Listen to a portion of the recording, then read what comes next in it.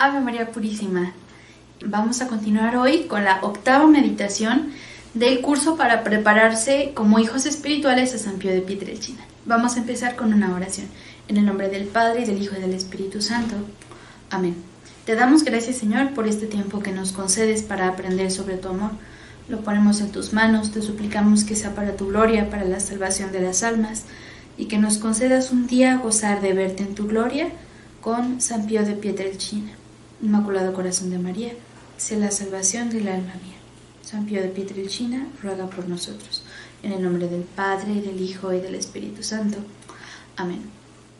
Bueno, seguimos en el primer bloque de nuestra preparación para consagrarnos como hijos espirituales. Y este primer bloque es de la vía purgativa. Al inicio me imagino que se explicaba que hay tres vías en la vida espiritual para avanzar, ¿no? En el encuentro con Cristo. Y la primera vía se llama vía purgativa porque es un momento en el que vamos conociendo nuestra alma, vamos conociendo qué es el pecado, cuáles son las consecuencias del pecado, los enemigos de nuestra alma, cómo luchar contra ellos. Y bueno, es un periodo muy fuerte, ¿no? De mucha batalla, para después, ya en la vía iluminativa, más bien irnos encontrando con Cristo y lo conociendo cada vez más, ya de un modo más positivo. Y en la vía unitiva, unirnos con Él por el amor, ¿no? Y bueno, ahorita vamos a entrar este día y los dos siguientes a ver cómo combatir a los tres enemigos del alma, de los que hablábamos cuando mencionábamos el tema del pecado. Hoy vamos a hablar sobre el primero, que es la carne. Como siempre, empezamos con una cita bíblica y hoy tenemos dos. La primera es de la primera carta a los Corintios, capítulo 6, versículo 19, y dice así: ¿O qué es lo que saben que su cuerpo es templo del Espíritu Santo que han recibido de Dios y que habita en ustedes? Ya no se pertenecen a ustedes mismos. Y Mateo 10, 28. No tengan miedo a los que matan el cuerpo, pero no pueden quitar la vida. Teman más bien al que puede destruir al hombre entero en el fuego que no se apaga. Palabra de Dios, te alabamos, Señor. Bueno, ¿a qué nos referimos cuando hablamos de la carne? No nos referimos a nuestro cuerpo físico. Nuestro cuerpo físico pues no es malo. Al contrario, es algo muy bueno que ha creado Dios, ¿no? Y que es bueno, es maravilloso, ¿no? Y es parte de nosotros. ¿A qué nos referimos con la carne? A nuestra inclinación al placer y a las cosas ilícitas desde que pecamos en el pecado original. Adán y Eva no tenían malas inclinaciones, no comían cosas por antojo, comían cuando era necesario alimentar al cuerpo. Y desde el pecado original se descompuso, se desorganizó, se enfermó esa parte en nosotros que se llama concupiscencia. ¿Qué es la concupiscencia? Nuestra primera inclinación a algo. Y es un híbrido entre nuestro cuerpo y nuestras sensaciones y un poquito de nuestra alma, ¿no? Entonces, bien, esa concupiscencia de suyo no es mala, pero desde el pecado original, pues se desordenó y tiende al placer, no le gusta sufrir, no le gusta cansarse, ¿no? Entonces no le gusta trabajar y constantemente nosotros tenemos que estar luchando con nuestra mente y nuestra voluntad y también con la gracia de Dios para ordenar esa concupiscencia y que reine la parte espiritual en nuestra vida y que no nos veamos siempre esclavos de nuestros propios deseos, ¿no? Nuestras propias inclinaciones. Nos referimos entonces al hombre como lo ha dejado el pecado original. ¿Cuáles son las obras de la carne, que es nuestro enemigo? El pecado. Las obras o el objetivo de los tres enemigos de nuestra alma son el pecado. Tanto el demonio como el mundo, como nuestras inclinaciones desordenadas se orientan al pecado, a que nosotros pequemos. Entonces, tener una tentación de la carne no es un pecado. Consentir a esa tentación, sí. Por eso hay que tener mucho cuidado, ¿no?, con esto. Bien, dice San Pablo en la carta a los Romanos, capítulo 8, el apetito de la carne es enemistad con Dios y no se sujeta ni puede sujetarse a la ley de Dios. ¿Cómo vencemos, por ejemplo, al demonio, que es nuestro primer enemigo del alma? Pues con la vida de gracia, con la oración, con los sacramentos. ¿Cómo vencemos al mundo, que es nuestro segundo enemigo? Despreciando sus vanidades, no haciendo caso a todo ese ambiente que nos rodea, ¿no? Pero vencer a la carne es mucho más difícil porque está dentro de nosotros mismos. Si nosotros ignoramos al mundo y lo alejamos de nosotros, pues podemos vivir sin él. Es más fácil, ¿no? Si estamos luchando contra el demonio, finalmente Dios va a luchar con nosotros esa batalla y el demonio tendrá que alejarse un poco, por un tiempo al menos, con las tentaciones. Sin embargo, la carne, como está dentro de nosotros, está siempre ahí. Es algo con lo que hay que luchar constantemente durante toda nuestra vida. El secreto para vencer la carne es la perseverancia. No dejarnos caer ante las distintas tentaciones, ¿no? ¿Cómo nos declara la guerra la carne? A través de dos cosas. Lo primero es la sed insaciable de gozar. Querer siempre comer lo más rico, comer un poquito más de lo necesario porque es agradable, dormir más, etcétera, etcétera, ¿no? Siempre es la sed insaciable de gozar. Y por otro lado, nos hace también la guerra con un miedo, con un horror al sufrimiento y al padecer. Entonces, bueno, es un círculo vicioso, ¿no? Porque huimos del dolor porque amamos el placer. Y es la lucha de todos los días en nuestra vida. El placer no es malo, Dios lo ha creado para nuestro deleite.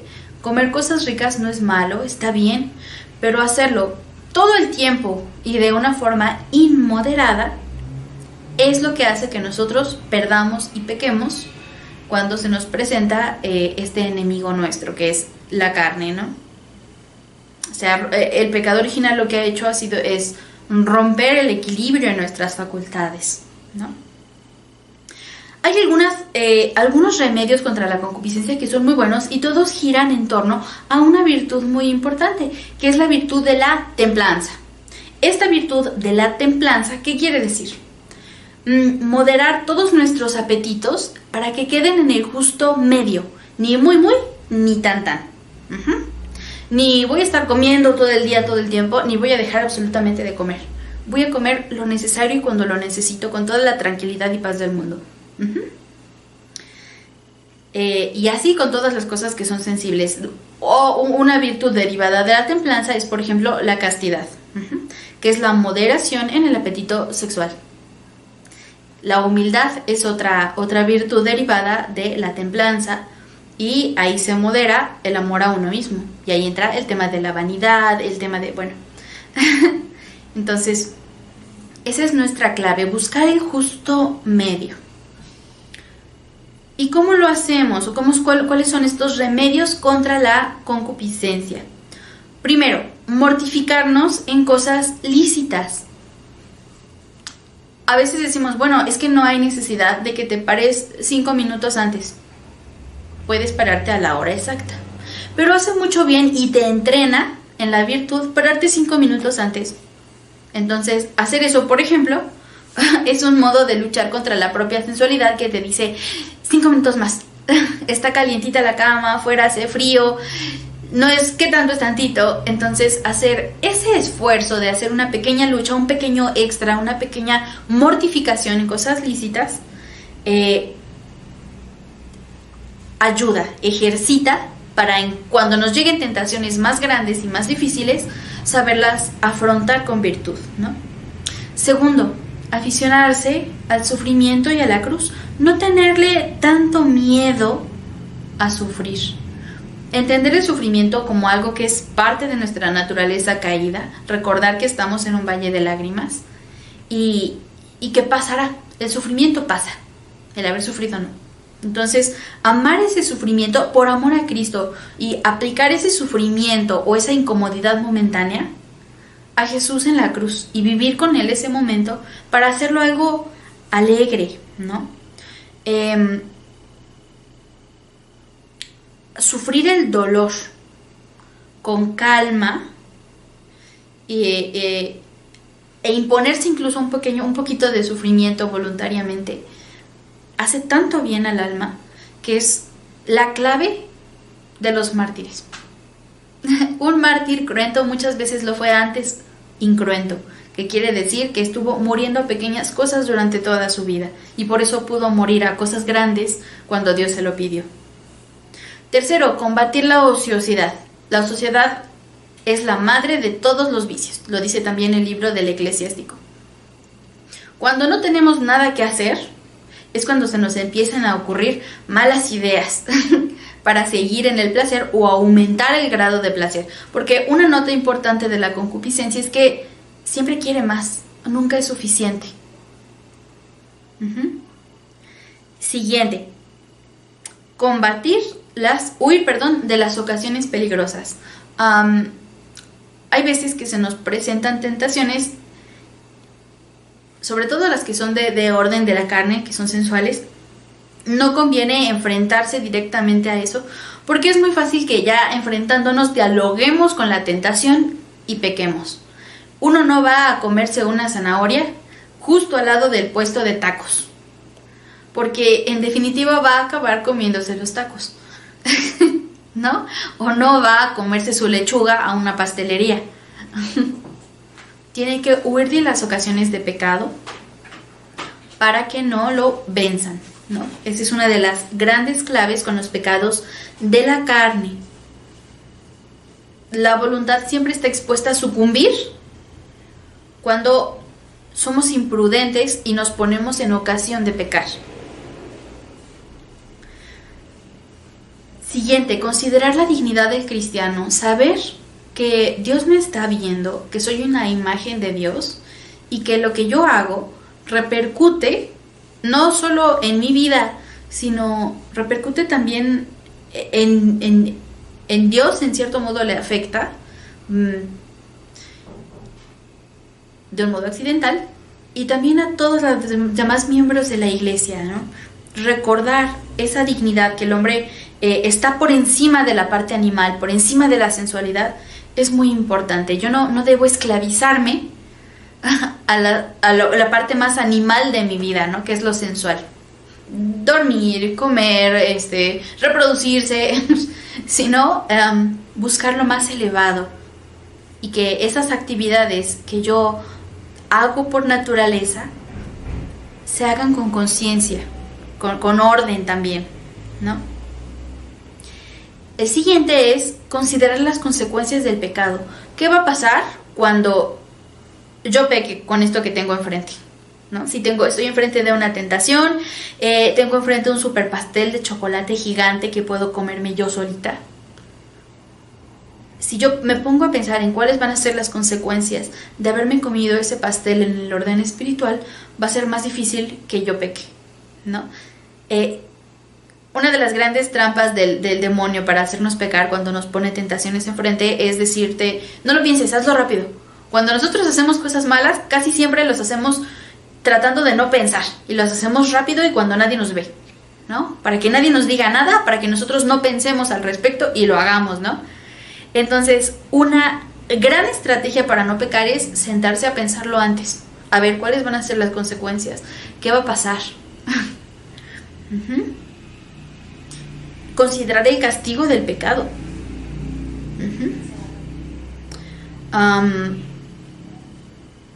Por ejemplo, ir imaginando cuáles serán los castigos en el infierno a los golosos. Y cuando yo pienso en el castigo de los golosos antes de comerme el pastel de chocolate, pues ya no se me va a antojar tanto. El siguiente y uno de los más importantes es el recuerdo de la pasión de Cristo. Recordar cuánto sufrió, recordar la sed que Él tuvo, el hambre que Él padeció, la humillación de que lo vieran desnudo, para recordar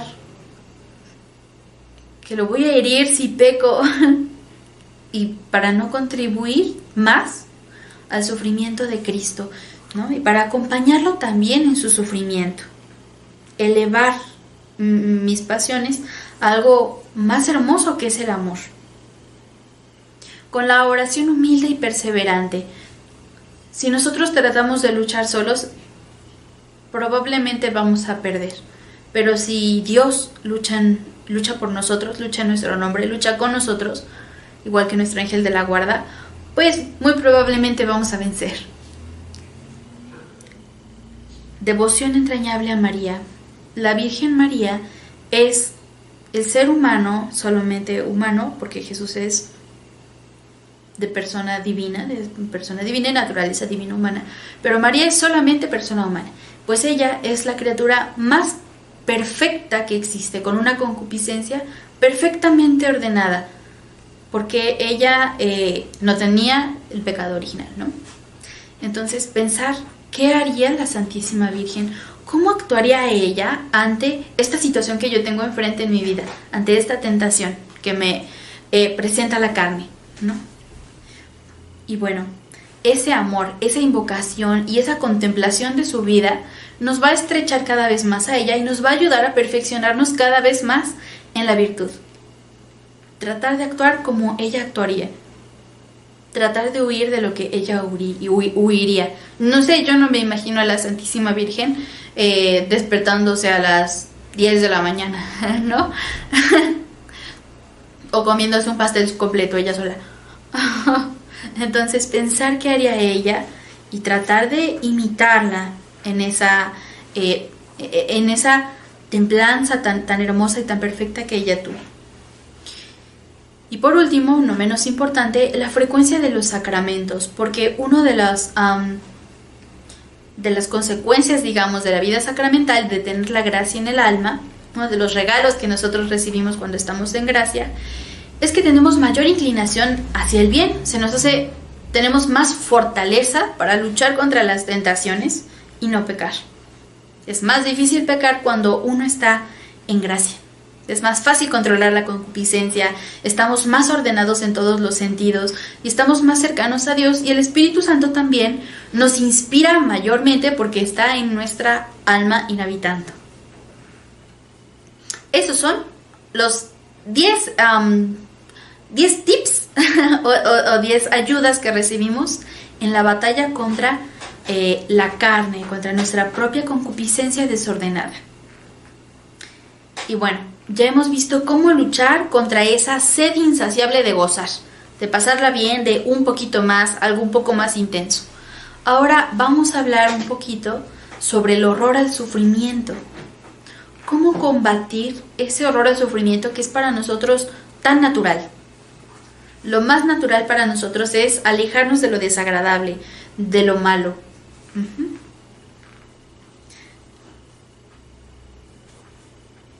Recordando primero que el sufrimiento es necesario para nuestra santificación, para el bien de los hombres y de la Iglesia y para acompañar a Cristo. Tiene 3 beneficios muy grandes. Repara el pecado. Con el sufrimiento reparamos pecados si se lo ofrecemos a Dios. Nos restablecemos en la amistad con Cristo y también nos ayuda a equilibrarnos, ¿no? Cuando nosotros tomamos malas decisiones, pues eso provoca malas consecuencias. Entonces se equilibra la balanza cuando nosotros aceptamos esas consecuencias con amor. Y bueno, para la santificación del alma, ¿no? Dice Jesús en el Evangelio de San Mateo: el que quiera venir en pos de mí, que tome su cruz y me siga. El camino del cristiano es ese. Decía un autor, no me olvidé de quién, pero lo leí, lo recuerdo, que somos una iglesia que siempre está en guerra. Somos una iglesia militante, ¿no? Por eso no estamos todavía en el cielo, por eso no estamos en el purgatorio. Nosotros estamos luchando. Este es nuestro único momento para luchar. Después no podremos luchar. Entonces, y otro punto importante es que la lucha está todo el tiempo, porque todo el tiempo estamos moviéndonos entre el sí y el no, la virtud o el vicio, ¿no? El cielo o el infierno. Una pequeña decisión en nuestra vida puede cambiar nuestro destino eterno. Pararme en la mañana temprano o no puede definir la conducta del resto de mi vida, si yo lo repito y lo repito y lo repito, ¿no? Entonces es muy importante por eso cuidar eso. Excelencia del sufrimiento. Expía nuestros pecados. Somete la carne al espíritu. Nos ayuda a controlar esa concupiscencia desordenada que siempre quiere gozar. Cuando sufrimos, se aplaca. Tercero, nos desprende de las cosas de la tierra. Hace que queramos estar más pensando en Dios y en el cielo. Nos purifica y nos hermosea, embellece nuestra alma. Es como ir lavando nuestra alma con jabón y un estropajo de esos que duelen. Lo alcanza todo de Dios. Cuando le ofrecemos a Dios nuestro sufrimiento, Dios lo escucha y lo valora de un modo especial. Nos hace verdaderos apóstoles. Si Cristo sufrió, todos los que siguen a Jesús están llamados también al sufrimiento. El que sigue a Jesús sufre. Y eso es hermoso. Y nos asemeja también a Jesús y a María. Y bueno, dentro de este movimiento del sufrimiento, pues hay grados de amor al sufrimiento. El primer grado de amor al sufrimiento es no omitir las cosas normales de nuestra vida que no nos gusta hacer o que nos provocan alguna especie de sufrimiento.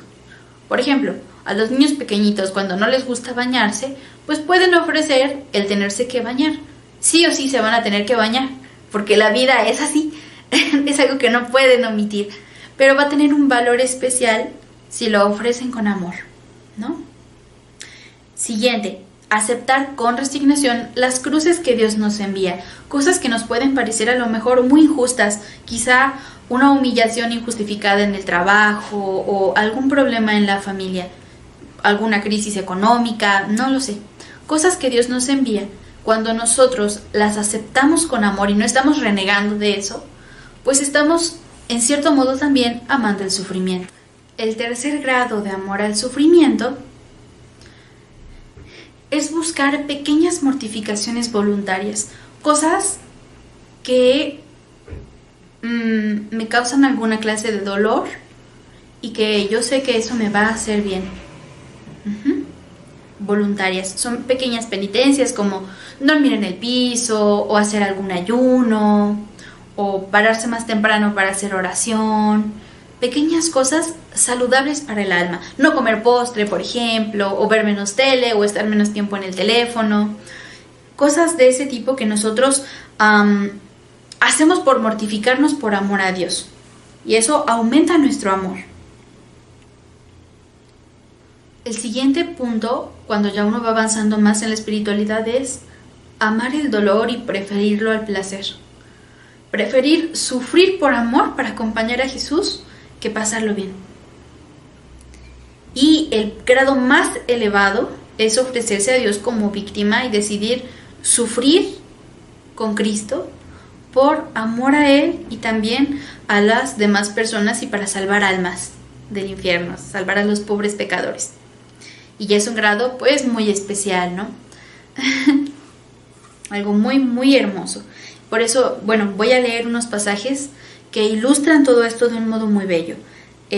San Pablo dice en la carta a los Romanos, capítulo 8, versículo 12, así pues, hermanos, no somos deudores a la carne de vivir según la carne, que si vivís según la carne, moriréis. Mas, si con el Espíritu mortificas las obras del cuerpo, viviréis.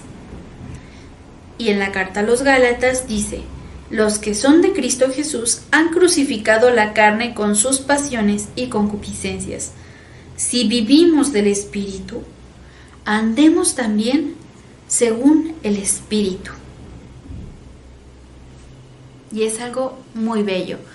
Ahora, ¿cómo vivía San Pío de Pietrelcina esta batalla contra la propia carne?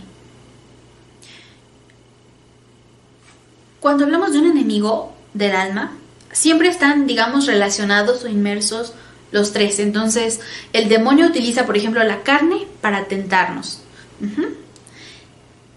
Y así le pasaba a San Pío de Pietrelcina.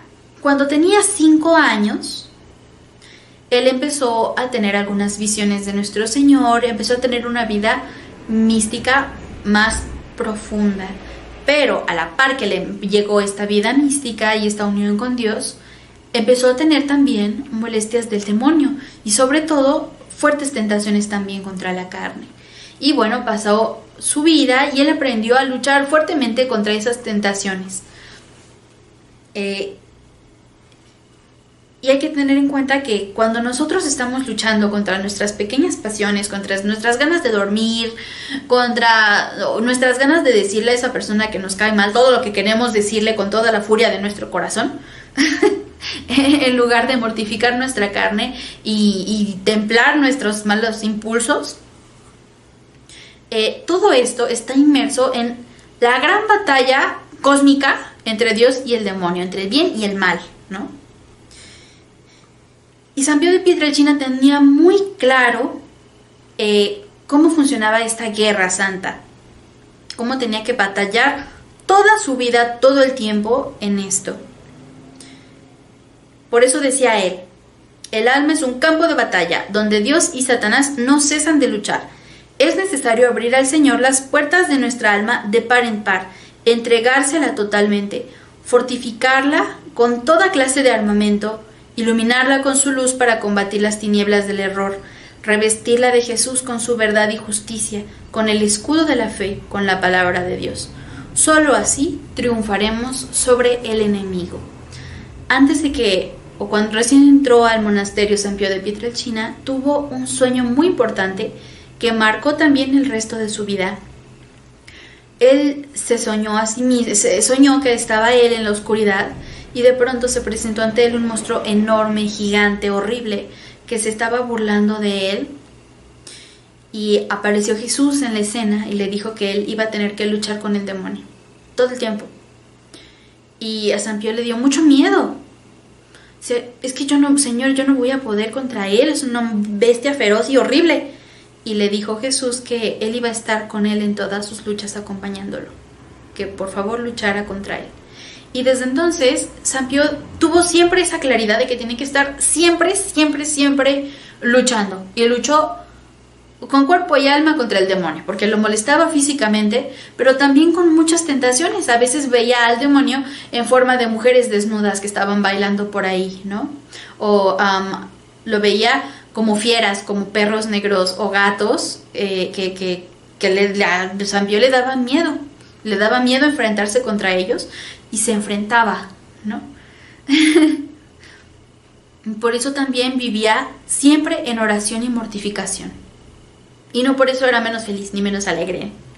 Al contrario, al tener esa claridad de la gran batalla, pues fue un ejemplo para todos. Dios siempre va suscitando santos según las necesidades del tiempo y del momento histórico que se vive. San Pío de Pietrelcina vivió en un siglo fuertísimo, en el siglo de la revolución sexual, en el siglo de la entrada del comunismo, de una lucha muy fuerte contra la vida y contra la iglesia. Muchas cosas pasaron en ese momento y muchas modas que requerían de un ejemplo de vida de acuerdo a lo que Dios quería, y la Virgen María por eso también lo pidió en Fátima, ¿no? Entonces San Pío de Pietrelcina es un santo que responde a las necesidades y a los grandes ataques y las grandes tentaciones hacia la carne que se viven en nuestro tiempo, en nuestro siglo. Y por eso fue tan visible el Padre Pío y por eso tuvo tantas cosas extraordinarias, porque el Padre Pío vivió de un modo extraordinario. Lo ordinario era un sacerdote que confesaba y vivía con amor la Santa Misa y que vivía bien su vida fraterna. Eso fue el Padre Pío. Pero tuvo tantas cosas extraordinarias porque Dios quería a través de él enseñarle al mundo cómo luchar contra los enemigos de la carne. Si hay un gran mensaje que dio Padre Pío con su vida fue: el demonio, el mundo y la carne existen y hay que luchar contra ellos todo el tiempo, toda nuestra vida. Y todas esas gracias como los estigmas o que podía leer los corazones, todas esas cosas extraordinarias no eran para su santificación, eran para la santificación y que de todos los demás, para que todos los demás pudiéramos aprender de la vida de San Pío de Pietrelcina. Esas cosas tan extraordinarias se llaman gracias gratis dadas. Y son cosas extraordinarias que pasan en alguien, pero para la edificación de todos los demás, no la de él. Lo que lo santificó a él fue su amor a Dios y su mortificación. Y bueno, ya hemos hablado un poquito de las estrategias para combatir la carne y vamos a ver cómo lo combatía San Pío de Pietrelcina. Cuando tenía este tipo de tentaciones tan tremendas, él cerraba fuertemente los ojos, o cuando tenía un antojo en especial, trataba de hacer más ayuno y oración. En el refectorio, por ejemplo, le pasaba a sus compañeros una parte de su comida para no comer más, o comer siempre un poco menos, quedarse siempre con un poquito de hambre, que no está mal, sí se alimentaba, pero siempre comía un poquitito menos. Otro punto importante es contra el sueño. Él, para unirse con Cristo y sufrir un poco más, pasaba largas horas en la noche en oración, acompañando a Cristo. Claro que le daba sueño, claro que le daba flojera, claro que estaba cansado. Es humano, pero lo ofrecía por Dios y lo vivía.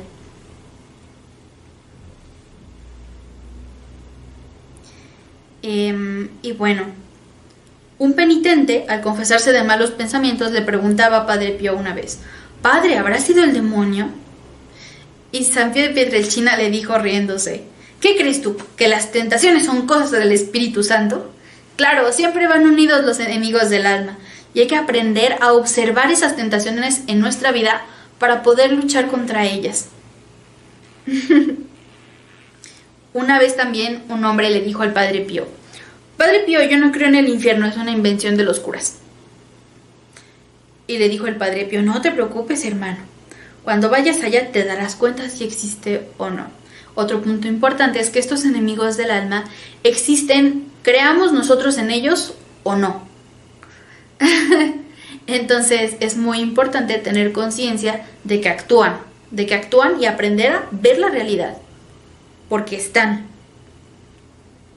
Otro padre espiritual dijo al Padre Pío: «Padre Pío, algunas personas niegan la existencia del diablo». Y él decía: «Bueno, es que ¿cómo se puede dudar de su existencia si lo vemos alrededor nuestro todo el tiempo? Todo el tiempo está ahí. También las tentaciones de la carne están siempre ahí». San Francisco de Asís tuvo una respuesta muy divertida ante una tentación de la carne. Él tuvo una tentación muy fuerte en torno al tema de la lujuria, ¿no? ¿Y qué hizo para luchar contra eso? Pues se aventó a un rosal con espinas para mortificar la carne. O San Francisco de Sales, que tenía la inclinación de ser muy iracundo, de expresar mucho su furia. ¿Y qué hizo? Trabajó tanto la virtud que cuando murió encontraron que en su escritorio estaba todo rayado de que había hecho un esfuerzo muy, muy grande para ser dulce y amable con las personas con las que tenía que tratar, y abajo de su escritorio estaba la madera toda rasgada de que con las uñas había agarrado toda su furia y la había contenido de esa manera. Y bien, con estos ejemplos maravillosos de toda una vida de batalla, vamos a terminar con una frase de San Pío que dice así: «En tus infidelidades diarias, humíllate, humíllate, humíllate siempre. Cuando el Señor te vea humillado hasta el suelo, te tenderá su mano, y Él mismo pensará en atraerte hacia Él. No tengamos miedo cuando fallamos, Él nos va a amar siempre de todos modos. No importa lo que hagamos, que cuando caigamos cuando perdamos, digamos, alguna batalla contra la carne, recordemos que no es el fin de la guerra, porque no nos hemos muerto aún. Siempre podemos levantarnos y empezar de nuevo, y Cristo va a estar ahí para luchar con nosotros». El propósito de hoy es que en cada momento del día que suframos alguna tentación, vamos a invocar el nombre de Jesús para que acuda a nuestro auxilio. Y bueno, terminaremos con una oración. En el nombre del Padre, y del Hijo, y del Espíritu Santo. Amén. Te damos gracias, Señor, por este tiempo concedido. Lo ponemos en tus manos y te suplicamos que sea para tu gloria y la salvación de las almas. Inmaculado Corazón de María, sé la salvación del alma mía. Jesús de la Divina Misericordia, en ti confío. En el nombre del Padre, del Hijo y del Espíritu Santo.